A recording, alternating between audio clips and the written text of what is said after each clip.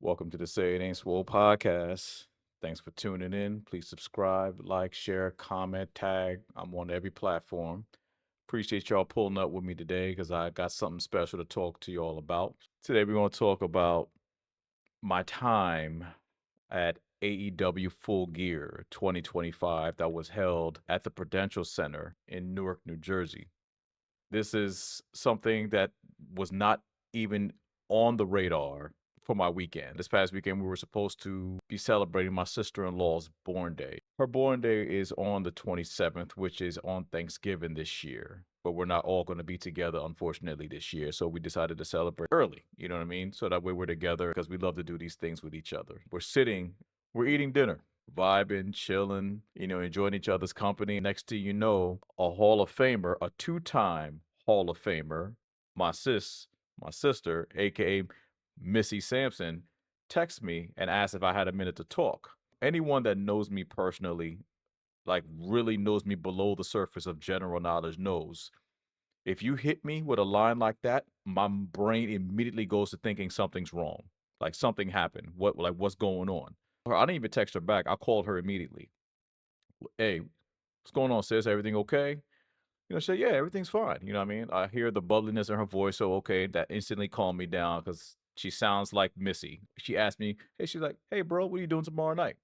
I said, I'm up here with my sister, my in-laws celebrating my sister-in-law. It's her birthday. You know what I mean? And we wanted to be together. And she said, okay, that sounds great. So how would you like to go to AEW tomorrow? And I paused for a second. And I'm like, what you mean? I just said I'm with my family. You know what I mean? Like, I'm thinking, like, is she messing with me? And she says, well, they're going to be at the Prudential Center in Newark, New Jersey. I just got off the phone with my good friend Amanda Huber. For anybody who does not know, Amanda Huber is the widow of the late, great John Huber, known to WWE fans as Luke Harper, who was part of the original Wyatt family, and known to AEW fans as Brody Lee. She works for AEW. This is where it gets funny because I couldn't believe my ears when Missy started talking. But she contacted Missy and asked her if you have anybody or if you can find somebody that looks good with their shirt off. What? It made me laugh. And Missy said, well, that's a no brainer. She hung the phone up and called me immediately. It should be noted that Missy's been in the wrestling business for well over 2 decades, has a plethora of options in regards to who she could have called for this opportunity. And she called me instead. And she has a laundry list of wrestlers. Some are look just as great as me, as great as I do without a shirt on, if not better. She calls me first, which was humbling in itself. I'm sitting there thinking, like, well, this should be cool, but I think I'll pass. She's like, you sure? It's a paid gig. I'm like, well, I mean, money sounds great and all that, but money doesn't move me, especially when it comes to my family. I love being with my family, the one I built. My sister-in-law, bless her heart, her name's Danielle. I call her Yoshi for obvious reasons. Big Yoshi fan. But anyway, I said no because we're here celebrating Danielle for the weekend. Danielle heard me say that to Missy and stops dead smack in the middle of saying whatever she was saying to her husband, Kirk, and looks at me and says, bro, if you don't take this opportunity, I'm going to be pissed. I'm looking at her like, what you mad at me for? She's like, opportunities like this don't come often. This would make my weekend worse knowing that you could have taken that opportunity and you didn't go for it. She's like, bro, I don't want you here. I don't want you here. She was dead serious. I'm looking at her like, you And Missy said, I mean, I would listen to sis if I were you. And Missy she'd be instigating. She's the worst sometimes. I love my sis though. Let's not get it twisted. I love Missy. Even after getting Danielle's blessing, I was not sure if I really wanted to do it. Still, I was still a little hesitant because I really wanted to be with my family.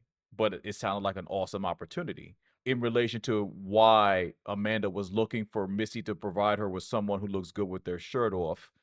It's because whoever she sent to Amanda will be one of Mercedes Mone's belt guys in her entrance, because Mercedes Mone currently holds 13 championships, including 2 owned by AEW, the TBS Championship and the ROH Women's Championship. But that would be the gig. After going back and forth with Yoshi, Danielle, and Missy for about 5 minutes, I finally agreed and said, okay, I'll go.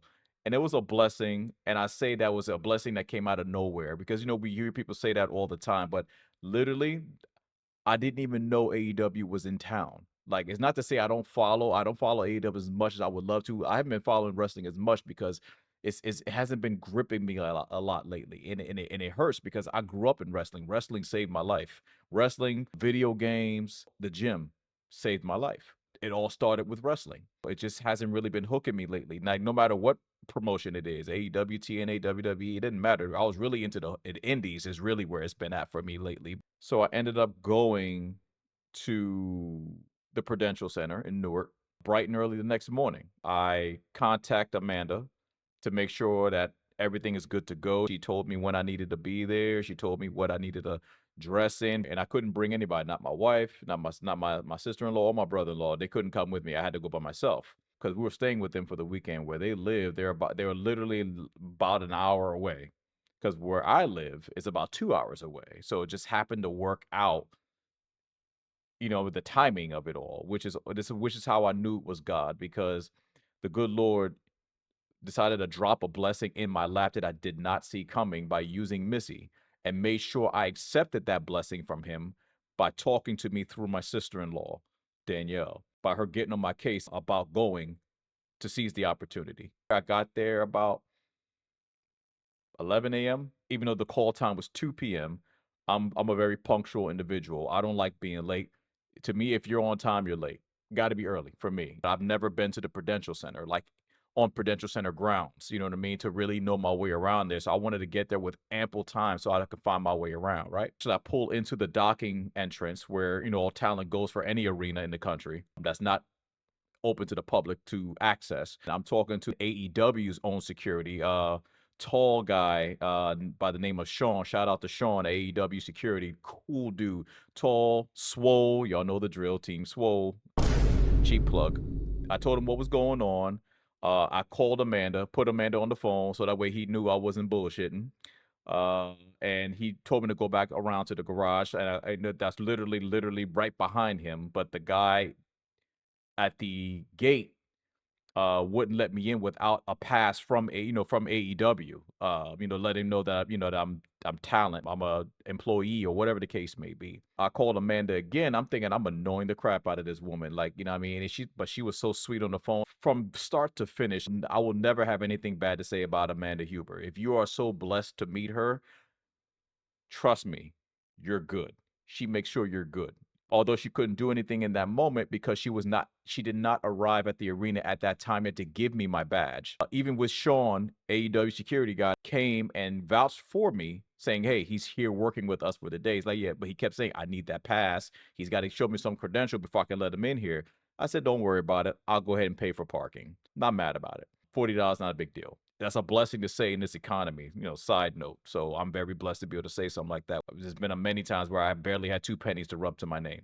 Humbled, very humbling to be able to say that, even for $40. So I don't take it lightly. And then I walk into the building, and I'm walking lost. Like, where do I go?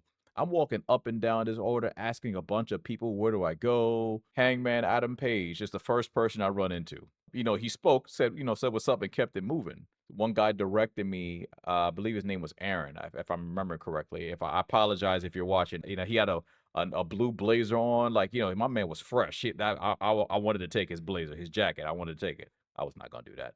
I accidentally wandered into catering, where all of the talent was, the referees, the wrestlers that would just happen to be there at that point, because not everyone was there yet, but it was packed in there. I don't think I'm supposed to be in here. And then the Aaron guy, the guy in the blue blazer, came and told me to go back to the corridor where I came in at. So Amanda finally shows up at the building. You would have thought Amanda and I knew each other our entire lives, the way she embraced me. It's because Big Sis, Missy Sampson, the Hall of Famer, put me over with Amanda because she and Amanda are like the best of friends. Like they've been friends for a long time. Amanda just embraced me as if she just saw me yesterday, and it was just very comforting, very warm. I was grateful to have been embraced with such love like that.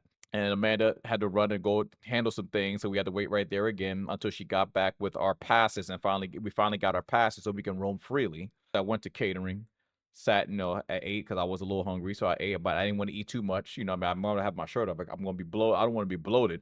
You know what I mean? I don't know what time, if we're gonna be opening the show, it's gonna be in the main event. I want to make sure I'm nice and tight and shredded. You know what I mean? Got to make sure. Bruh. I'm sitting in catering, and all the legends are in there.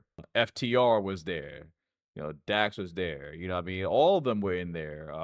Paul White, he was there. Renee was there. It was mind blowing just watching all these people just sitting here eating, just chilling. Like everybody, even down to the production crew and the security, were all just so nice. These were like awesome people, lovely people, and I was so grateful to be there because they made me feel welcome. And I'll never forget that day. But I'm sitting in there, and then we go back to the place where we entered at, and then the rest of the extras that were called for the entrance showed up, and they were called for security and extras for like on the show that do physical stuff. They were all there. I see someone else that I know. It immediately put me at ease. Anybody who follows indies wrestling, my homie Emily, who goes by the ring name Cosmic, she was there. She was called there too. And I was immediately comfortable because I'm like, finally, someone I know. I mean, not that anyone made me feel unwelcome. It's just with me, I'm just naturally introverted at heart. I just needed some sort of familiarity. Emily gave that to me because, we know each other. And then it take us back to where all the extras were supposed to wait, both men and women, in this little room where Amanda read the rules. And then, we're all sitting in there. Amanda comes and gets me, and then she just joins me at her hip. And then I'm just walking along with her literally everywhere, complete full access to the entire building. I've never felt so out of place, yet felt like I belonged simultaneously before. You know what I mean? It's different. But Amanda took care of me, and she introduced me to a whole bunch of people that she's cool with, like, a lot of producers, the guy named Jerry. Saw my guy Eddie Kingston. That dude is cool. And obviously I had to go meet Eddie because Eddie and Missy are like the best of friends too. Blood couldn't make those two any closer. I had to meet Eddie. Missy, like, you need to go meet Eddie. So I went and met Eddie, and Eddie and I were just sitting there just talking life and talking, I mean, whatever. And he was busy, but he took the time to talk to me. And I mean, I wasn't trying to keep him. He's like, nah, bro, you good. Come on over, man. Let's talk. Which, what I'm saying? So Missy sent you, huh? Oh, okay. This guy, Eddie Kingston, is the male version of Missy. So basically, we're triplets. Let's put it like that. But it was cool. He's just a real down to earth guy. Just seemed really lax and really chill. He took a picture with me, and then he went back to work or whatever it is he was doing. And I continued, just walking around everywhere with Amanda, literally everywhere. I was like joining. I felt like like a lost puppy following her around. I said, Amanda, I can go sit down. I feel like I'm just getting on your nerves. Like I'm just up under you. Obviously, you got stuff to do. So she's like, oh my God, if you don't get over here, let's go. I like humbling.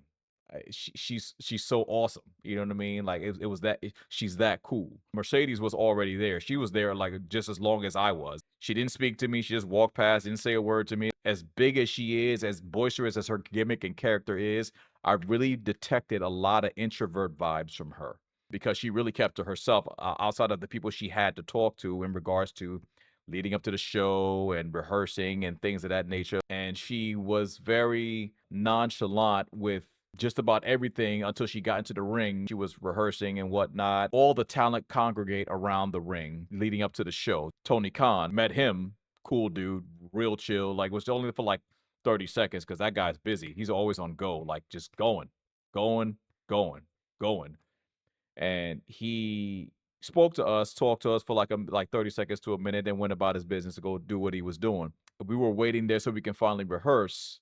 And then I'm assuming this lady was the agent for Mercedes Mone. They had about 2 suitcases full of all of her championship belts. The belt that I was given was her Winnipeg Women's Championship. That's the belt that I held. The plate, the one side plate, was literally dangling off of the strap. And I'm sitting here like, oh my God, of course I would get the broke belt.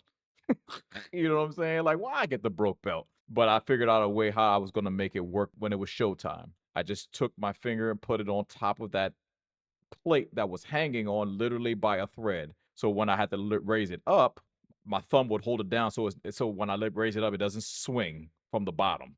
So I held it down with my thumb. We walked up on the ramp, the actual ramp at AEW Full Gear, the actual pay-per-view stage. Me and the other 13 or 14 fellas walked up there, and then the agent for Mercedes, I'm assuming that's her agent handling all the belts and whatnot, showed us what we need to do. They were trying to figure out, what position we needed to be in, and who needs to be on what side, who needs to be in the front. I started off at belt guy number 6, and then I ended up as belt guy number 10, then number 11. I knew a lot of things happen on the fly backstage when it comes to pro wrestling, but that was pretty funny to me. But it ended up working out for the best because what seemed to be the back of the line actually gave me more TV time. When Mercedes comes out, y'all know she stops right at the top of the ramp before she walks down, does her dance thing and all that, does, all that. I mean, that was terrible. I'm sorry, Mercedes, if you're seeing this and my impression of your dance, I made it look bad. Please don't be mad at me. I was just giving context. My bad. Respect. My bad. I mean, no disrespect, sis. I ended up at the very top. So if you're looking up the ramp from the floor to the top of the stage, to your left at the very top, which would be the end, is where I stood. That's why I went from 6 to 10 to 11, but it worked out. Then we went to the back. The agent collected the belts just to hold on to it until it was showtime. We still had a few hours before the show even started, let alone when Mercedes' match was coming on the show. I sat down and catering. I'm sitting at the table with Amanda, one of the 2 times that I visually saw her sit down to take a break. I feel somebody walk past behind me. I look up. It's Bobby Lashley. He's one of the legends in the game of wrestling that I've been wanting to meet for so long and never got the chance to meet. And this brother sat at my table and we sat there and we just chilled and vibed. Bobby Lashley is one of the nicest human beings I've ever met. He's quiet, real chill guy, real focused, real like he's just locked into the day. But he didn't say too much, but he was cool. Y'all need to see this man in person. TV does not give Bobby credit. He is a massive human being, this dude. Then the next person to sit down was the OG himself, MVP. And then after him, who sat next to MVP, Shelton Benjamin, who actually sat at the table with us. So the entire Hurt Syndicate was sitting at my table, and we're just sitting there talking, vibing, talking about wrestling. MVP just dropping his wisdom, his knowledge. We got to talking about blood matches and death matches and things of that nature, and how Shelton Benjamin does not do death matches. He made that very clear over the years. No blood. He don't do none of that. While Shelton and I are going back and forth talking about that and laughing and joking about that, even though he was dead serious about that, MVP chimes in and says anybody can do death matches. Anybody can smack someone over the head with a light tube or a chair or a barbed wire bat. Anybody can do that. But where is your technical prowess? Can you wrestle? Take all the weapons away, take away the death match portion of it.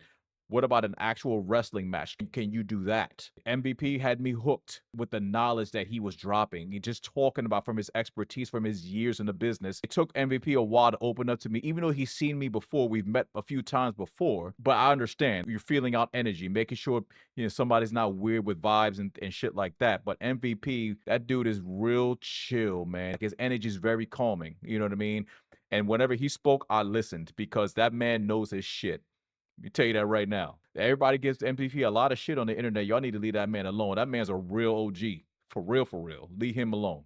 Respect to the OG MVP. And thanks for, for dropping your jewels of knowledge on me, MVP. I appreciate it. It was a great time sitting and talking with you and Shelton and Bobby. Even though Bobby was quiet most of the time, and that's okay. Nothing wrong with that. People don't have to talk. He was just chilling.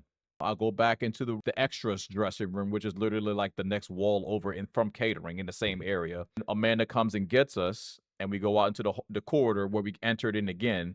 But in that same door, we learn in that corridor where I initially entered in the building at, there's that one door across the way was also where Gorilla was. So right outside that door, it's almost showtime. Mercedes comes out and she's in her full getup, the robe, the flashy glasses, the whole nine. Like she's looking fresh and she's ready to go. Like she's locked in. She's locked into her gimmick. She's locked into just turning on. Then we went from rehearsing with her agent and some of the production to actually rehearsing with her. And then the funny part that comes up, this part, man, in my days, I never ever thought I'd be saying this out loud.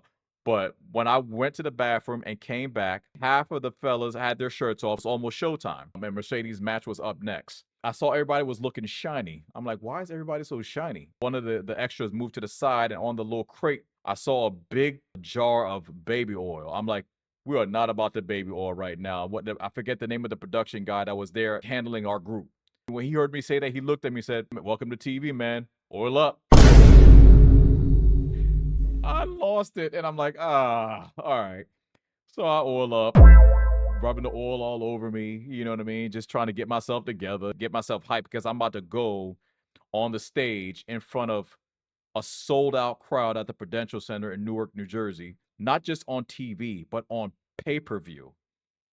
I'm on pay per view. I'm sitting here like in my wildest dreams, never that I ever think this will happen. What am I doing here? I don't belong here. Then I started thinking I need to stop thinking like that because, words have power. A quick piece of advice: whether you're joking or not, your spirit doesn't know the difference. Words have power and they reach the destination before you do. That's why they always say, watch what you say. Even if you're joking, switch it up, take it back, and mean what you say because they're going to reach the destination before you do. Anyway, we all up. We grab our belts. After we rehearsed 3 or 4 times, we all walked into Gorilla. One of the photographers that was in there, he came, and Mercedes walked over to all of us and stood between all of us and started taking pictures. I'm like, oh shit, I wasn't ready. So I went and I just posed, but I had like maybe a 3-foot gap between myself and Mercedes because I was not trying to touch her. I didn't want to be disrespectful. I didn't want to crowd her space. I didn't want to do any of that because, like, listen, ain't nobody me too with me out here. Damn all that.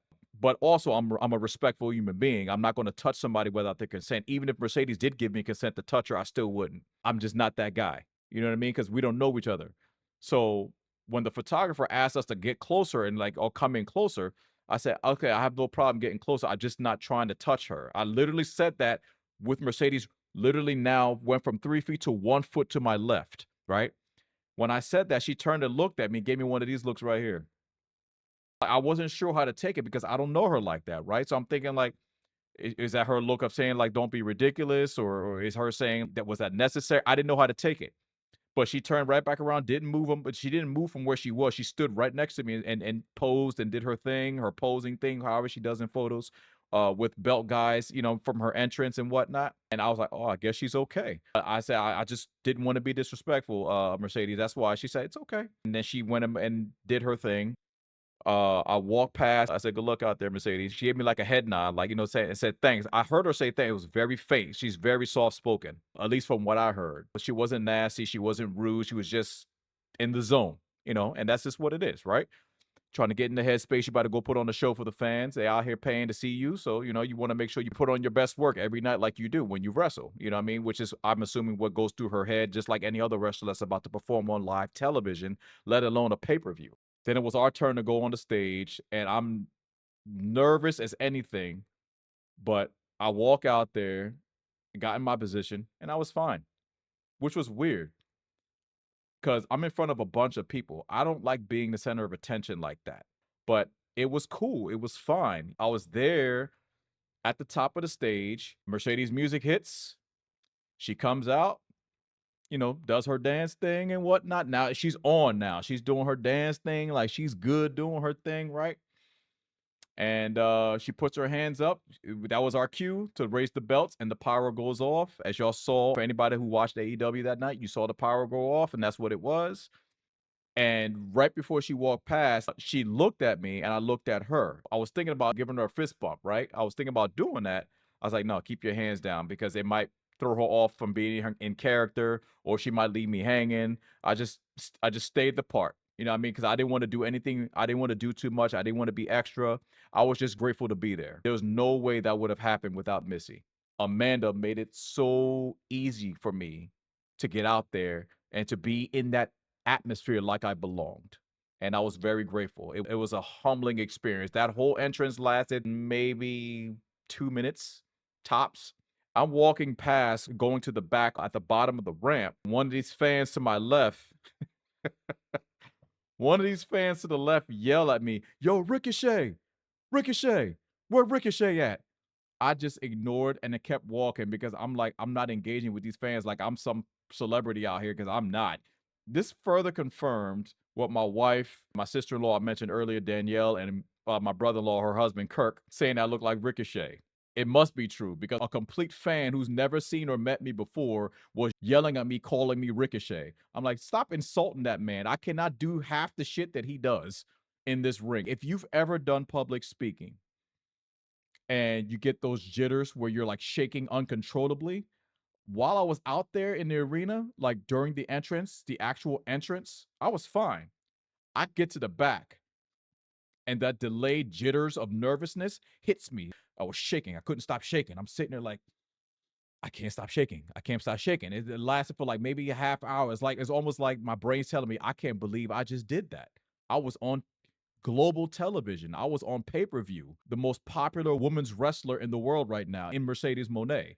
I was out there with her on stage in the semi-main event of a pay-per-view, of one of AEW's biggest pay-per-views, Full Gear. In the back, when I went and got dressed and all that, went to use the bathroom to kind of get myself together because I'm shaking. Because I'm like, yo, I was actually on TV. Holy shit, I was on TV. I was on pay-per-view. What is life, right? I walk back out. Samantha Irvin, y'all know Samantha Irvin. She walks right past me, says hi and walks past me. You know, that's Ricochet's wife. And then Ricochet comes walking past, and he's talking to Amanda for a second. And then I introduce myself to him, and he and I just sitting there talking, vibing, and I'm saying to him, "You look happy being here, man. This trolling gimmick that you have with on the internet with these like, honestly, I wish WWE let him do that, like what he's doing now in AEW." He just kept saying how grateful he is, how blessed he is, and he said he's definitely happy that he's able to do a lot more here with, but like as far as creative is concerned, as far as his character and gimmick is concerned. He was just as cool as he was when I met him in 2019 when he was still with WWE. It was at I think it was Access at one of the piers in New York City. His energy was really light, like meeting him this time around, because he's not under the pressure that he was under back then. He seemed real chill. He seemed happy. I made sure to say that I noticed that. I'm big on reading energy. He was happy. And then it leads to me telling him about Ricochet. Yes, not Ricochet, Ricochet. Hang on for a second. Ricochet was born in my family group chat with my wife, my sister-in-law, Danielle, Yoshi, and her husband, Kirk, my brother-in-law. I was looking for an image to use for Mortal Kombat when I was streaming, and I tell ChatGPT to put an image together for me using my photo, using the Mortal Kombat image. What it gave me was some bug-eyed version of myself holding the PlayStation controller like this. And I just looked bug-eyed, right? My wife said the picture of me looks like if, say, and Ricochet had a baby. The next text that comes through on my family chat made me drop my phone because I was laughing so hard. My brother-in-law said, Ricochet. That's how that name was born. I told this story to Ricochet himself. The laugh that he laughed, he lost it. That's how funny he thought it was. He thoroughly enjoyed the story. And I showed him the visual, the actual thumbnail, because I still have it in my phone. I'll put it here for y'all to look at as well. Oh, that's the image that ChatGPT gave me when I asked it to put a thumbnail together for me for my game stream. And I showed it to Ricochet, and he fucking lost it. I think he laughed for like a good 30 seconds. He's the first ever AEW national champion. Congrats to King Ricochet. And he was a real cool dude. Apparently, we're doppelgangers, so Ricochet, let Tony Khan know. Coming in AEW, Ricochet and Ricochet for tag champs. Let's go. Let me know what you think, bro. Anyway, I went and grabbed my suitcase and I went and found Amanda. The majority of her tasks were winding down because we were close to the end of the night, because Mercedes' match was the semi-main event. At this point, it was close to midnight. Amanda took care of me. She made sure I was good. I'm grateful to Amanda, straight up, because she didn't have to go out of her way the way she did, especially since we just met that day. I don't know what Missy said to her in their conversations leading up to when Amanda and I met. All I did was just be good to people. I'm really a big believer in the good you put out there will come back to you. I'm not doing it for that reason. I'm doing it because that's just the kind of person I am. And it came back to me in the form of me being there with a whole bunch of legends, one of the biggest wrestling promotions in the world in AEW. And I'm learning behind the scenes how chaotic it can really be, but how calm and how cool and how nice and how kind everybody was to me back there.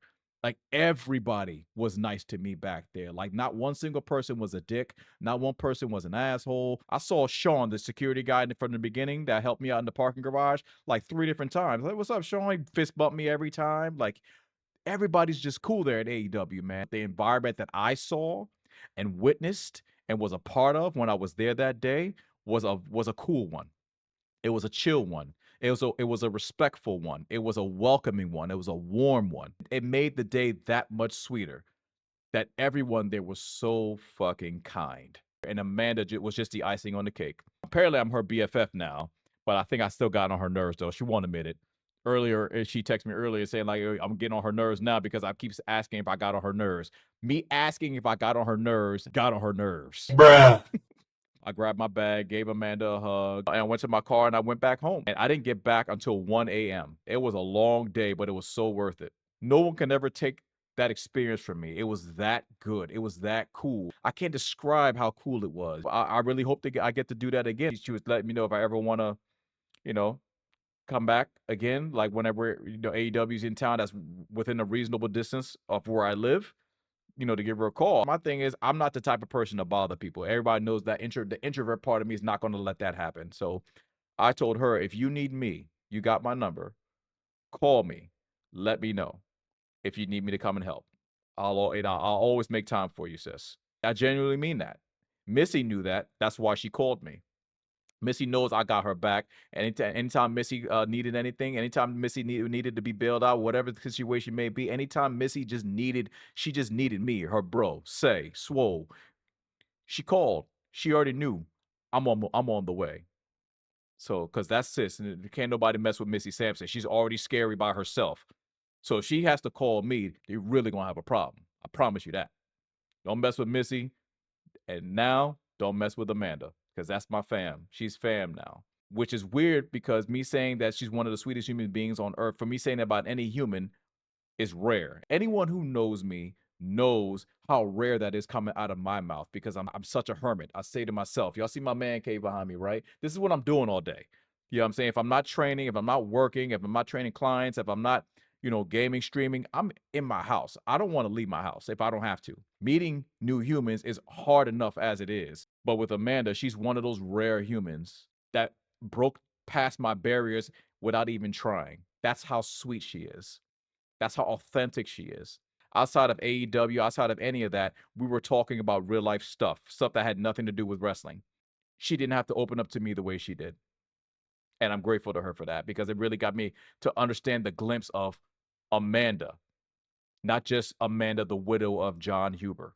It was just nice to see that side of her when she was not on, when she was working, that is. That was my time at AEW Full Gear 2025 at the Prudential Center in Newark, New Jersey. I went from being belt guy number 6 to number 10 and to number 11. Number 11 has seemed to have been my lucky number that day because I was literally right next to Mercedes the entire time. When we rehearsed, and when we were on stage. Let alone when we took our quick little photo shoot right in the back, right before the match started with Mercedes. Not just one-on-ones, but like the entire group of belt guys. But it was cool, man. So I had to come on here and share that with y'all. And I'm emphatically grateful to Missy for thinking of me out of everyone she could have called. She had a plethora of options of people she could have called, and she called me.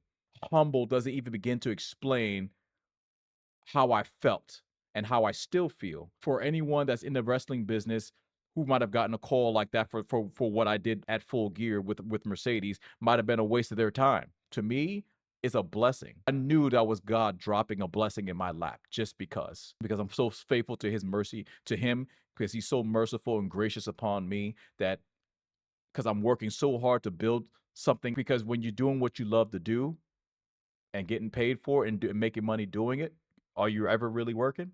And that's the goal for me. I'm trying to build for me and my wife and my daughter. I'm grateful. I'm very grateful to Missy and to Amanda, my new BFF, one of my new BFFs, because I don't have many. It's about quality, not quantity to me. But I'm okay with another.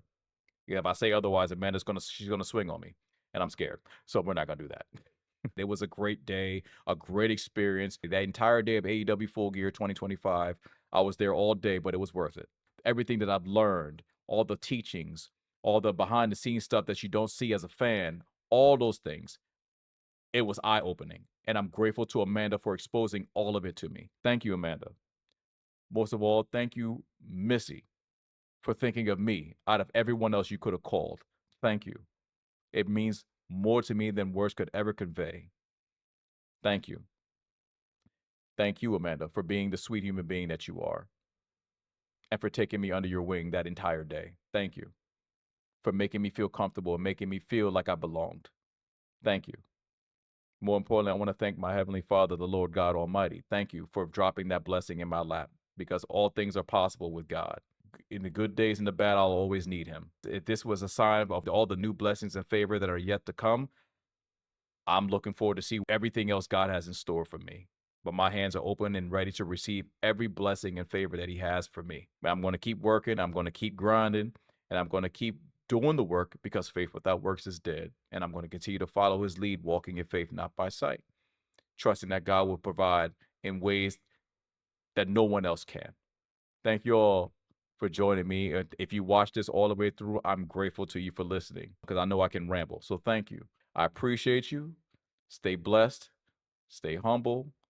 Be grateful. Be a blessing to everyone that you come across. Be a blessing, not an anchor. Thank you all so much for joining me to listen to my day at AEW Full Gear 2025. Stay fresh.